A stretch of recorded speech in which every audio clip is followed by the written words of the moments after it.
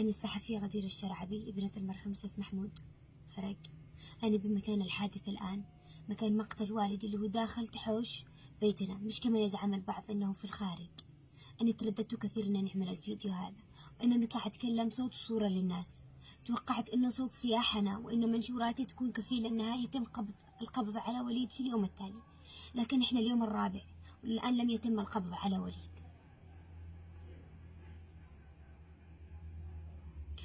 خلني نلعب برا عشان أوصل لكم معاناتي، لكن أنا ما كنتش تبكي، لكن شوف دم أبي بيسوى كامل. القصة وما فيها إنه أبي كان داخل راقد. أختي خالت لي بيا بقوم صاحب الدليفري خارج مكتب تسهيل للتوصيل، هو بيأكد الكلام على كلامي الآن.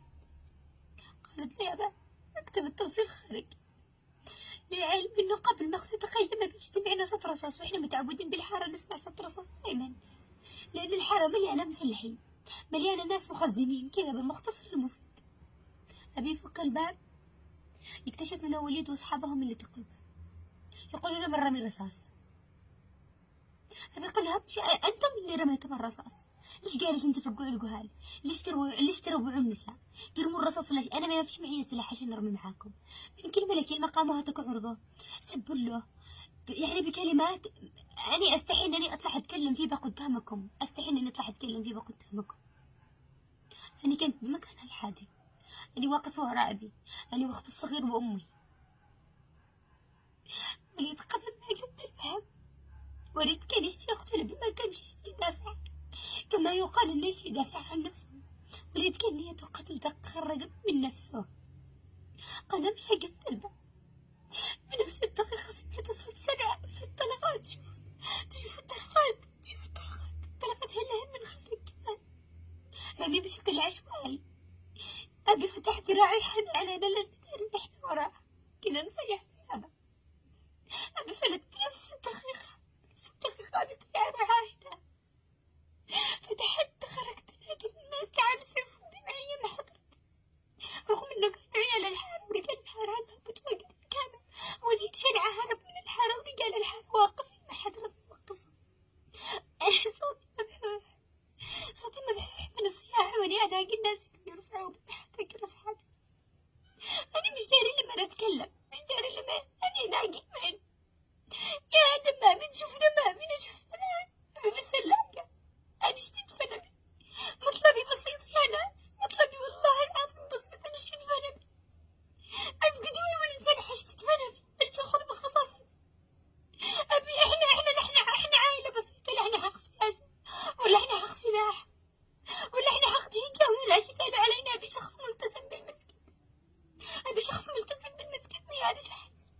أبي عمره ما قال لحد لا خالد أبي يوقف مع الجميع، ما رضيش أحد يوقف معه، ما رضيش أحد يتحمل أبي. أبي طلع روحينا بنات حمنا كلنا نصحيح، ما حد رضي يدخل سحفتنا المستشفى ورجعت الحارة حتى ما مسكهاش ولد شنعة خالص.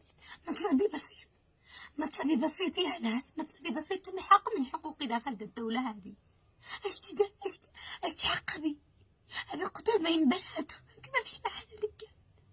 أبي بقتل بين بناته يا ناس، يا ناس اعتبروني أختكم، القيادات داخل التحس اعتبروني بنتكم، رئيس الجمهورية رشيد العلي معتبرني بنتك. أنا مانيش قادر، أنا مش قادر أنام، أنا 4 أيام بلا أنام، أنا مش قادر أنام يا ناس، مش قادر أنام. أبي دخلت الثلاجة، أنا اشتيت فنبي بس اللي نشتي يا ناس وقدولي ولا اشتيت فنبي.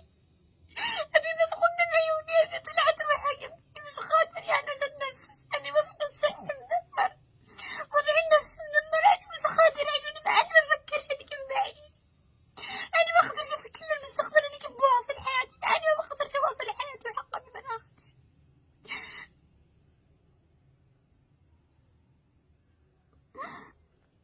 احنا بدينا بالقانون من قبل وقوع الحادث، واحنا بدينا بالقانون لوقت وقوع الحادث وإلى الوقت الحالي احنا نمشي بالقانون.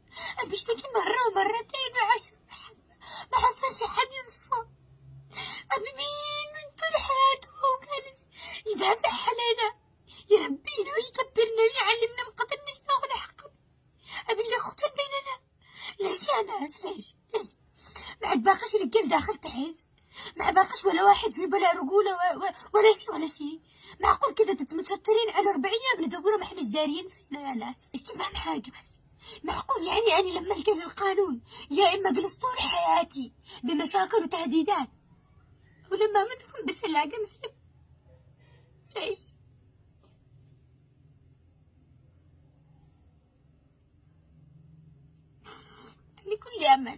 أنا كل أمل بفخامة الرئيس رشاد العلي بدعوته من تحز وقدوا لي برز وخليها